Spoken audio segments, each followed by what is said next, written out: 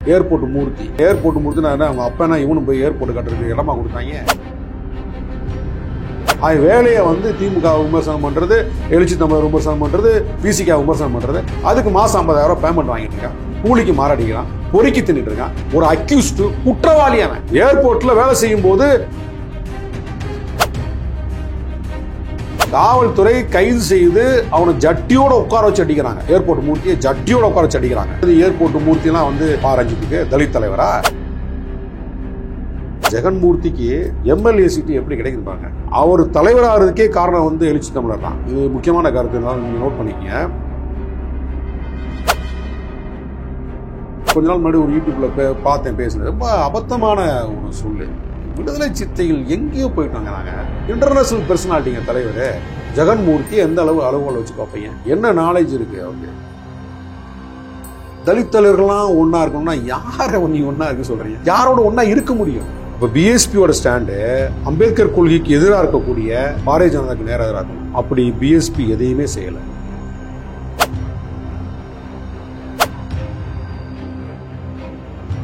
ரஞ்சித் சொல்ற மாதிரியே இருக்கட்டும், அவருடைய இதாவே இருக்கட்டும், இந்த தலித் தலைவர்கள் ஒன்றிணைக்கிறதுன்னு சொல்றாருல்ல, அந்த தலித் தலைவர்கள் ஒன்றிணைவதால் அரசியல்ல என்ன லாபம் கிடைக்கும்னு நினைக்கிறீங்க? தலித் தலைவர்கள்லாம் ஒன்றிணையணும் அப்படின்றது மேம்போக்கா சொல்லும் போது நல்லா தானே இருக்கு அப்படின்னு தான் நமக்கு தோணும். ஆனால் நான் என்ன சொல்றேன்னா, விடுதலை சித்தைகள் தலைவர் எழுச்சி தமிழர் அவர்கள் முன்வைக்கக்கூடிய கொள்கை கோட்பாட்டில் உடன்பாடு இருக்கக்கூடியவர்கள் ஒன்றிணையலாம். இப்போ உடன்பாடே இல்லாமல் வெறுமனே அம்பேத்கர் பேரில் ஒரு லெட்டர் படிக்காத வச்சுக்கிட்டு அங்கங்கே வந்து பொறுக்கி தின்று தரவன போகிற நம்ம வந்து தலைவரை ஏற்றுக்கொள்ள முடியாது. தலைவர் அப்படின்னா ஒரு பக்குவம் இருக்கணும். ஒரு கட்சி நடத்துறியா, உன் கட்சியில் வந்து எல்லா மாவட்டங்கள்லையும் பொறுப்பாளர் இருக்காங்களா, உன் கட்சியோட கொள்கையை வந்து நீ மக்கள்கிட்ட சொல்லியிருக்கியா, உன் கட்சியோட கொள்கை என்ன, அந்த கொள்கையை சார்ந்து மக்களை அணியப்படுத்தியிருக்கியா, சமூக நீதி கோட்பாட்டில் நீ உன்னுடைய போராட்டம் நடத்தியிருக்கியா, இப்படி எந்த பங்களிப்புமே செய்யலை. எந்த சாதிய ஒடுக்குமுறைக்கு எதிராக மக்கள்கிட்ட போராடி இருக்கியா, அல்லது ஆணவ கொலைகளுக்கு எதிராக போராடி இருக்கியா, அல்லது பொருளாதார முன்னேற்றத்திற்கு ஏதாவது செயல் திட்டம் வச்சு ஏதாவது போராடி இருக்கியா, கோயில் நுழைவு போராட்டத்தை நடத்திருக்கியா, அல்லது எங்களுக்கு வந்து அரசியல் அதிகாரம் இதெல்லாம் எங்களுக்கு வந்து பிரித்து கொடுங்க, பங்கீடு கொடுங்க, உள்ளாட்சி தேர்தலில் இவ்வளோ கொடுங்க, சட்டமன்ற தேர்தலில் இவ்வளோ கொடுங்க, நாடாளுமன்ற தேர்தலில் இவ்வளோ கொடுங்கன்னு சொல்லிட்டு ஏதாவது போராட்ட காலம் அமைச்சிருக்கீங்களா? எதுவுமே செய்யலை. எதுவுமே செய்யாமல் சும்மா ஒரு அம்பேத்கர் படத்தை போட்டுக்கிட்டு ஒரு லெட்டர் பேடை வச்சுக்கிட்டு கட்ட பஞ்சாயத்து பண்ணிக்கிட்டு வசூல் பண்ணி தின்னுக்கிட்டு இருக்கவங்களாம் ஒரு தலைவராக பார்த்தா, காலங்காலமாக 35 வருஷம் வாழ்க்கையை தியாகம் பண்ணி தலைவர் எழுச்சி தமிழர் தியாக தலைவருங்க. இன்னைக்கு அவர் நினைச்சா வந்து நாளைக்கு மோடிகிட்ட பேசுனா அவர் சென்ட்ரல் மினிஸ்டர், ஒரு செகண்ட்ல அவர் சென்ட்ரல் மினிஸ்டர் ஆகலாம். பிஜேபிக்கார வந்து இன்னைக்கு வந்து தமிழ்நாட்டில் பிஜேபிக்கு யார் தேவைன்னா இவரை தான் கை காட்டுவான். எத்தனை முறை வந்து பிஜேபி வந்து தொங்கிட்டு இருந்தாங்க. பிஜேபியோட வாங்க, திமுக பக்கம் போகாதீங்க, அதிமுக பக்கம் போகாதீங்க, எங்களோட வாங்க, உத்தரப்பிரதேசில் மாயாவதியை சிஎம் ஆக்கின மாதிரி தமிழ்நாட்டுக்கு உங்களை முதலமைச்சர் ஆக்கிறோம், அதுக்கு நாங்கள் கேரன் வந்து பேசுனாங்க. தலைவர்கிட்ட ஒரு டீம் பேசினா, என்கிட்ட ஒரு டீம் பேசுனாங்க, தலைவரை கொண்டு போய் விட்டேன், அவங்களும் பேசி பார்த்தாங்க, முடியல. ஏன்னா தலைவர் வந்து தன்னை வந்து ஒரு அம்பேத்கருடைய ஒரு கொள்கை வாரிசாக நிலைநிறுத்துகிறாரு. அந்த அடிப்படையில் பாஜகவுக்கும் விசிகாவுக்கும் கொள்கை முரண்பாடு இருக்குது, கோட்பாட்டு அளவில் பெரிய முரண்பாடு இருக்குது. பாஜகவினர் வந்து பேசுனது உண்மைதான், பயணிக்க முடியாதுன்னு சொல்லிட்டாரு. அது ஒரு எதிர்நிலையில் வச்சே பார்க்குறாரு பாரதிய ஜனதாவை. கொள்கை அடிப்படையில் தான், தனிநபர்களே இல்லை, கொள்கை அடிப்படையில் எதிர்நிலையில் வச்சு பார்க்குறாரு. அப்படி ஏதாவது வந்து உங்ககிட்ட வந்து அம்பேத்கரியம் பேசக்கூடியவர்கள், அம்பேத்கர் பேரில் குட்டி சில்லறைகள் வந்து இருக்காங்க, அவங்களாம் என்ன பண்ணியிருக்காங்க சொல்கிறேன். அப்படி ஏதாவது வந்து நீங்கள் பாரதிய ஜனதாக்கு எதிராக ஒரு ஸ்டாண்ட் எடுத்துருக்கீங்களா? அம்பேத்கரை பேசுகிறீங்கள, ஜெய்பி முழக்கம் போடுறீங்களே, அப்போ அம்பேத்கர் வந்து என்ன சொன்னார்? வாழ்நாள் முழுவதும் சனாதனத்தின் உச்சந்தலையில் இடியா இறங்கி தன்னுடைய வாழ்வை வந்து அர்ப்பணித்தவர் தான் புரட்சியாளர் அம்பேத்கர். தனி மனித ராணுவங்க, ஒன்மேன் ஆர்மி அம்பேத்கர். வந்து இந்த பக்கம் வந்து இந்து மகா சபை, ஏராளமான தலைவர்கள், பெரிய செல்வந்தர்கள், அன்னைக்கெல்லாம் பெரிய செல்வந்தர்கள் இருந்தாங்க, தங்களை பெரிய அறிவுஜீவின்னு காட்டிக்கிட்டாங்க வட இந்தியாவில். ஆனால் அம்பேத்கர் பள்ளி யார் இருந்தது? எந்த தலைவர் இருந்தாங்க? ஒரே ஒரு மனிதன், தனி மனிதன், ஒன்மேன் ஆர்மி. கூட அவருடைய உதவியாளர்கள் தான் இருந்தாங்க அம்பேத்கருக்கு. உதவியாளர்கள், பிஏ, தட்டச்சர்கள், சொல்கிற வேலை கேட்கக்கூடியவங்க தான் இருந்தாங்களே தவிர ஒரு லீடராக வந்து அவரோட சமகால தலைவர்களாக இருந்து அவர் எடுக்கக்கூடிய முடிவுகளுக்கு அவரோட பயணம் பண்ண தலைவர்கள் யாருமே இல்லை. தமிழ்நாட்டிலேருந்து ஒரு சில தலைவர் MC ராஜா வந்து தொடர்பு வந்தார், அவருக்கு சில இதில் வந்து முரண்பட்டு வெளியே நின்ட்டார். ஆனால் ஒரு தனி மனிதனாக இருந்து ஒரு வலிமையான சனாதனத்திற்கு எதிராக காலங்காலமாக பல நூறு ஆண்டுகளாக இந்த மண்ணை வந்து சனாதனத்தின் அடிப்படையில் ஆண்டு கொண்டிருந்த சனாதனத்தின் ஆட்சியை வீழ்த்தி சட்டத்தின்படி ஆட்சியை வந்து நிரூபித்து காட்டியவர் தான் புரட்சியாளர் அம்பேத்கர். அவருக்கு நிகராக வந்து ஒரு புரட்சியாளர் யாரும் காட்ட முடியாது. நீங்கள் ரஷ்ய புரட்சினா அது பெரிய லீடர், நிறைய பேர் இருந்தாங்க, நிறைய தலைவர்கள் இருந்தாங்க, அறிஞர்கள் இருந்தாங்க, மக்களே சேர்ந்து புரட்சி பண்ணாங்க. பிரெஞ்சு புரட்சியும் அப்படிதான். சைபீரிய சுரங்கங்களும் பாஸ்லே சிறைச்சாலைகளும் அடித்து நொறுக்கப்பட்டது மக்களால். அப்படிதான் வந்து ரஷ்ய புரட்சியும் பிரெஞ்சு புரட்சியும் நடந்தது. ஆனால் இந்தியாவில் புரட்சி அப்படின்றது ஒரு தனி மனிதனால் நிகழ்த்தப்பட்டது. பல நூறு ஆண்டுகளாக வந்து இந்த மண்ணை வந்து கூறு போட்டு ஒவ்வொரு மனிதனை பிறப்பின் அடிப்படையில் பிரித்து வைத்து அவர்களை வந்து உழைப்பை சுரண்டி ஒடுக்குமுறைக்கும் அடக்குமுறைக்கும் ஆளாக்கி வைத்திருந்த அந்த சனாதன கட்டமைப்பை அடிச்சு நொறுக்கி தனி மனிதனோட அறிவு, ஆற்றல், திறமையால் வந்து அவர் படித்த படிப்பால் வந்து அடிச்சு உடச்சி சுக்குநூறாகினாருங்க. ஒரு சனாதனம் என்கின்ற அந்த கோட்பாடு, அந்த சித்தாந்தத்தை ஆண்டு கொண்டிருந்த அந்த சித்தாந்தத்தை, அந்த கோட்பாட்டை அப்படியே தூக்கி எறிஞ்சிறார்.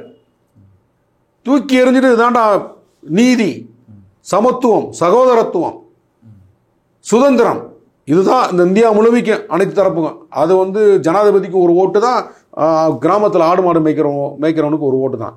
சட்டத்தின்படி அனைவரும் சமம், சட்டத்தின்படி அனைவருக்கும் கல்வி, சட்டத்தின்படி அனைவருக்கும் வந்து அடிப்படை உரிமைகளை பாதுகாத்து கொள்ளக்கூடிய அந்த ஃபண்டமெண்டல் ரைட்ஸ், இதெல்லாம் அம்பேத்கர் உருவாக்கி கொடுத்து சட்டத்தின்படி ஆட்சி நிறுவியவருங்க. ஒரு சிங்கிள் மேன் ஆர்மிங்க.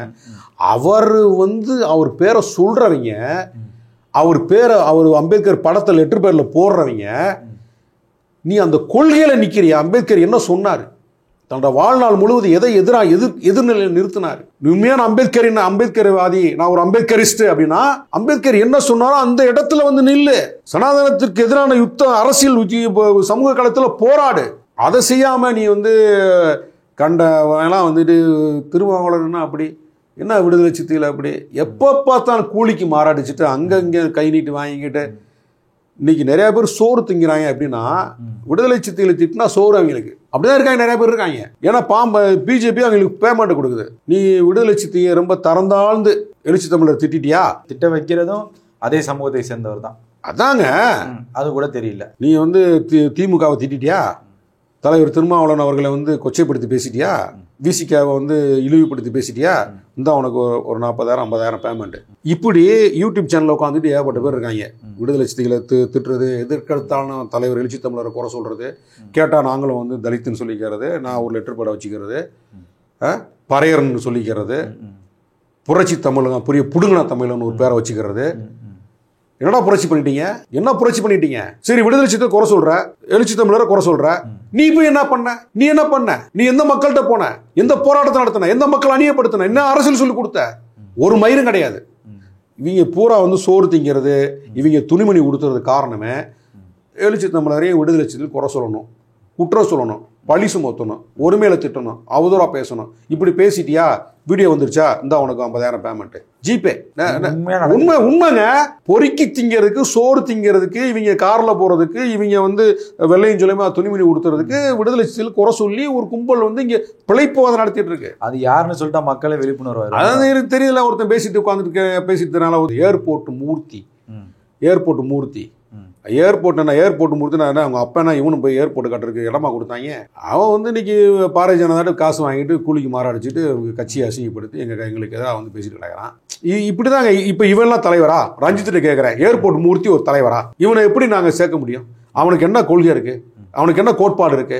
அவன் எத்தனை பேருக்கு என்ன பண்ணியிருக்கான்? எங்க வந்து சமூக நீதி கோட்பாட்டு காலத்தில் போராடிருக்கான்? அவன் வேலையை வந்து திமுக விமர்சனம் பண்றது, எழுச்சி தமிழர் விமர்சனம் பண்றது, விசிகா விமர்சனம் பண்றது, அதுக்கு மாசம் 50,000 பேமெண்ட் வாங்கிட்டு இருக்கான், கூலிக்கு மாறாடிக்கிறான், பொறுக்கி தின்னுட்டு இருக்கான். ஒரு அக்யூஸ்டு, குற்றவாளி. அவன் குற்றவாளி. அப்படியா? ஏர்போர்ட்ல வேலை செய்யும் போது கார்கோல வர பயணிகளுடைய லக்கேஜை உடைச்சு திருடின வழக்கு இருக்கு அவன் மேல. பெசன் நகர்ல வந்து வழிப்பறி கொள்ளை நடத்தின வழக்கு இருக்கு, குற்ற எண்ணெய் இருக்குது. ஏர்போர்ட்ல திருடிட்டான். அது மட்டும் இல்லாம ஒரு பெண்ணிட்ட வந்து பாலியல் சீண்டல் பண்ணிட்டான். காவல்துறை கைது செய்து அவனை ஜட்டியோட உட்கார வச்சு அடிக்கிறாங்க. ஏர்போர்ட் மூர்த்தியை ஜட்டியோட உட்கார வச்சு அடிக்கிறாங்க. அப்ப வந்து தலைவர் தான் தலையிட்டு, நீங்க அவங்க செஞ்சது தப்புனா வழக்கு மட்டும் போடுங்க, அதுக்கு சட்டப்படி நடவடிக்கை எடுத்துங்க. அவனை வந்து அடிக்காதீங்க, சாகிற அளவுக்கு அடிச்சிட்டாங்க. அவன் அடிச்சு பிச்சுட்டாங்க, உடம்புலாம் காயம், கைவிலங்கு போட்டாங்க. யார் கைவிலங்கு போடுவாங்க? குற்றவாளிக்கு தான் கைவிலங்கு போடுவாங்க. கைவிலங்குலாம் போட்டாங்க. அதெல்லாம் அந்த காலத்திலேயே தலைவர் சொல்லி அவனுக்கு வந்து உயிர் பிச்சை கொடுத்தாரு. தலைவருடைய வார்த்தைக்கு மதிப்பு கொடுத்து அன்றைய காவல்துறை வந்து அவன் மேலே வழக்கு போட்டு விட்டாங்க. வழக்கை சந்திச்சான். அவன் போய் பெசன்ட் நகரில் வந்து வழிப்பறி கொள்ள இருக்கு. பெரிய கிரிமினல், பெரிய அக்யூஸ்டுங்க. அக்யூஸ்டு ஆட்டோவில் வந்து இறங்குவான். கட்சி ஆஃபீஸில் நாங்கள் காசு கொடுத்துருக்கோம். தலைவா ஆட்டோவில் வந்துட்டேன், காசு இல்லை, 50 ரூபா. அன்றைக்கெல்லாம் 50 ரூபா தான் ஆட்டோவுக்கு. அதெல்லாம் நாங்கள் 50 ரூபா நாங்கள் கொடுத்து விட்டுருக்கோம். அப்படியேப்பட்ட ஆள் இன்னைக்கு வந்து சொகுசா உல்லாசமாக வந்து பயணிக்கிறான்னா காசு ஏது எங்கேருந்து வருது? யாரும் அவன் பின்னாடி இருக்கிறான்? இப்போ அவனை வந்து அப்படி மாதிரி ஏர்போர்ட் மூர்த்தியெல்லாம் வந்து தலைவரா ரஞ்சித்துக்கு தலித் தலைவரா? இவனெல்லாம் அங்கே சேர்த்துக்கிட்டு தலித் கூட்டமைப்பு உருவாக்க முடியுமா? இன்னொரு ஆள் புரட்சி பாரதம் மேலவளவு படுகொலைக்கு இவர்கள் தான் வந்து நீதி வாங்கி கொடுத்தாங்களாம். குற்றவாளிகளை வந்து கைது செய்யறதுக்கு இவங்க தான் போராட்டம் நடத்துனாங்களாம், இவங்க தான் சிறைக்கு போனாங்களாம். இதெல்லாம் போய் வாய்க்கு வந்து என்ன தேவை பேசிட்டு போகிறாங்க. இதாங்க இவங்க வந்து எதை நோக்கி நகரணும், எதை வந்து மக்களுக்கு சொல்லணும், மக்களை என்ன அரசியல் பேசணும், இதெல்லாம் தெரியாது. இவங்க என்னென்னா விடுதலை சிறுத்தைகள் ஏதாவது பேசணும் அல்லது திமுக ஏதாவது பேசணும். ஜெகன்மூர்த்திக்கு எம்எல்ஏ சீட்டு எப்படி கிடைக்குது பாருங்க. நாங்கள் வந்து திமுகவில் இருக்கிறோம். விடுதலை சிறுத்தைகள் 2006 திமுகவோடு இருக்க முடியாத ஒரு நெருக்கடி அது திமுகவால் உருவாக்கப்படுது. அதை நாங்கள் உணர்ந்து கொண்டு தலைவர் வந்து எம்எல்ஏ பதவியை வந்து ரிசைன் பண்ணுறாரு. அந்த 2006 வந்து அதிமுகவோடு கூட்டணி நிற்கிறார். இந்த எம்எல்ஏ பதவி ரிசைன் பண்ணது 2002 நினைக்கிறேன், 3 அந்த காலகட்டங்களில் ரிசைன் பண்ணுறாரு. மூணா இருக்கும். அப்போ அந்த பதவியை ரிசைன் பண்ணுறாரு. அப்போ அதுக்கு அடுத்து வரக்கூடிய சட்டமன்ற தேர்தல் 2006 நாங்கள் வந்து அதிமுகவோடு சேர வேண்டிய ஒரு சூழல். ஒரு தலித் மக்களுக்கான ஒரு பிரதிநிதியாக இவர் வந்து நம்ம திமுக கூட்டணியில் இருந்தார். இப்போ நம்மகிட்ட இருந்து போயிட்டாரு. அப்போ இது பேலன்ஸ் பண்ணுறதுக்கு என்ன யாரை கூப்பிடலாம் அப்படின்ட்டு திமுகவில் ஒரு டிஸ்கஸ். அப்படி இருக்கும்போது தேடி பிடிச்சி ஜெகன்மூர்த்தியை பிடிச்சி கொண்டு வராங்க. யாருன்னா அவங்க ஆற்காடு வீராசாமி அவர் கூட ஆட்கள் தான் கூட்டு வந்து திமுகவில் அறிமுகப்படுத்தி அப்படி வாய்ப்பு வழங்கப்பட்டது தான். அந்த வாய்ப்பு விடுதலை சிறுத்தைகளால் கிடைச்சது. உனக்கு விசிகா இல்லாதனால அந்த ஸ்பேஸை வந்து ஃபில்அப் பண்ணுறதுக்கு, அந்த இடத்தை வந்து நிரப்புவதற்காக கூட்டு வந்து அவர் வைக்கிறாங்க. அவர் தலைவராகிறதுக்கே காரணம் வந்து எழுச்சி தமிழர் தான். இது முக்கியமான கருத்துனால நீங்கள் நோட் பண்ணிக்கிங்க. அவர் அண்ணன் வந்து பூவை மூர்த்தியார் வந்து இறந்துடுறாரு. இறந்தப்ப தலைவர் அன்னைக்கு செல்வ பெருந்தகை நம்ம கட்சியில் இருந்தார். அவர் அப்போ அவர் சேர்ந்த புதுசு. அவர் நான் இன்னும் கட்சியில் ஒரு 2-3 பேர், ஒரு 5-6 பேர் நாங்கள் அந்த சாவுக்கு போகிறோம். போயிட்டு அங்கே போன பிறகு அந்த புரட்சி பாரதம் அன்றைக்கி வந்து புரட்சி பாரதம் தான்.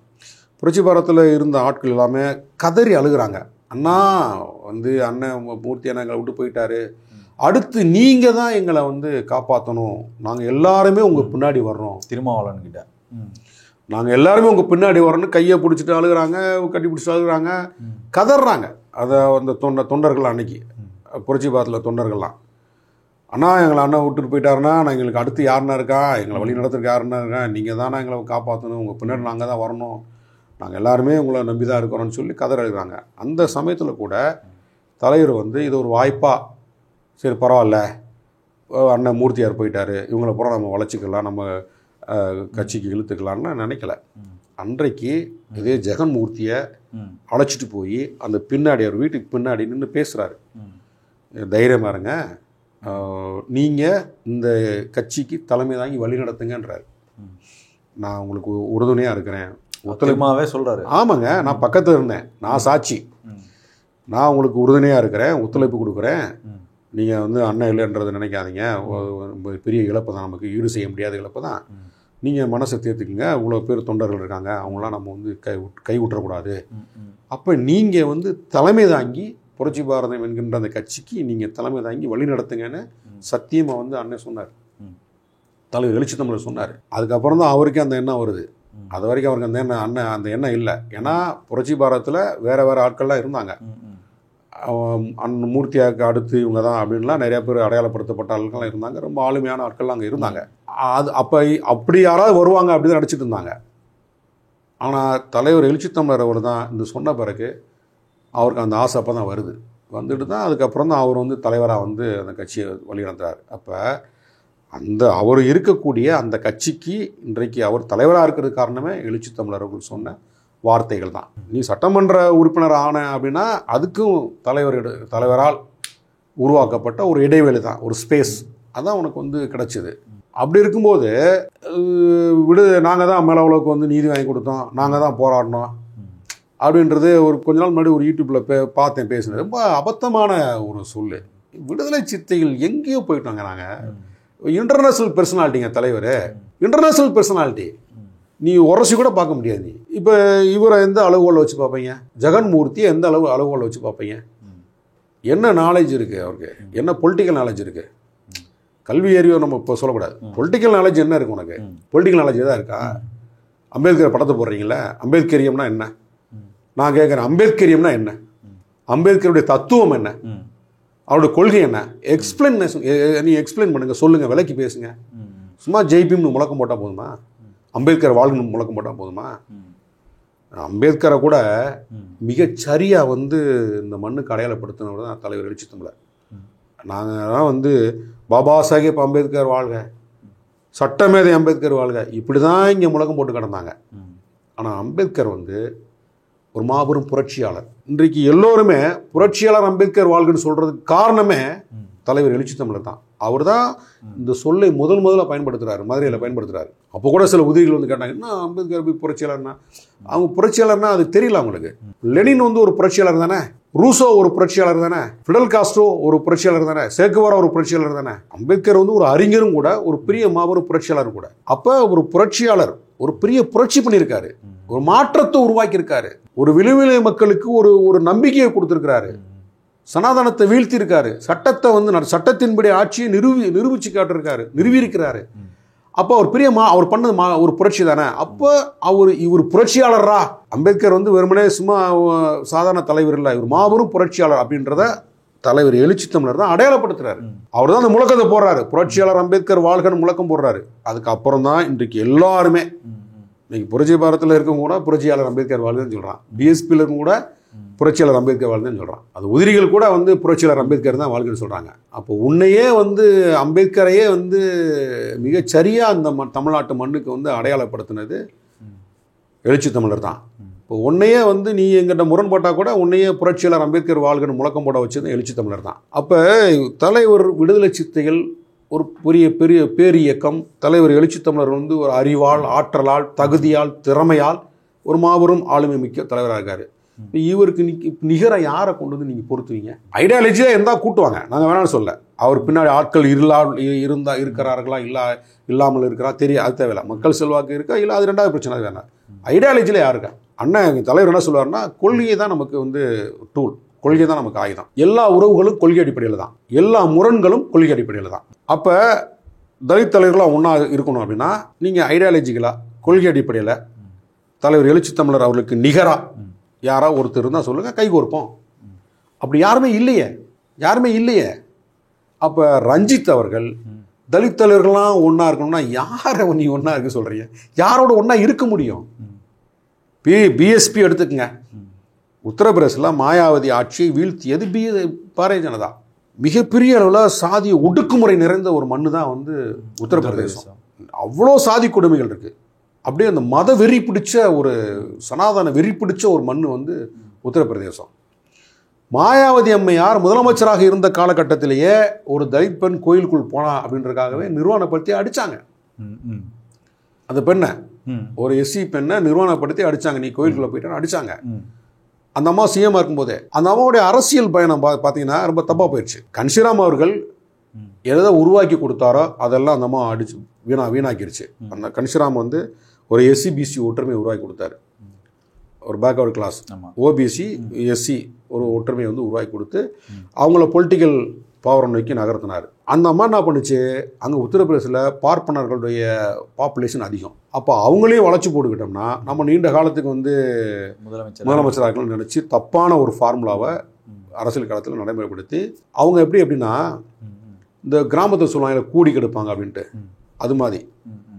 ஏங்க ஒரு அம்பேத்கர் ஏற்ற முன்னிறுத்தக்கூடிய ஒரு கட்சியை ஒரு பார்ப்பனர்கள், சனாதனத்தை ஏற்றுக்கொண்ட பார்ப்பனர்கள் எப்படி அங்கீகரிப்பாங்க? அப்போ அந்த கட்சிக்குள்ளேயே வர்றாங்க, கட்சியை காலி பண்ணுறாங்க. அப்போ மாயாவதி அம்மையாருடைய ஸ்டாண்ட் என்னவா இருக்கணும்? பாரதிய ஜனதாவுக்கு எதிரான ஒரு ஸ்டாண்டு தான் அது இருக்கணும்.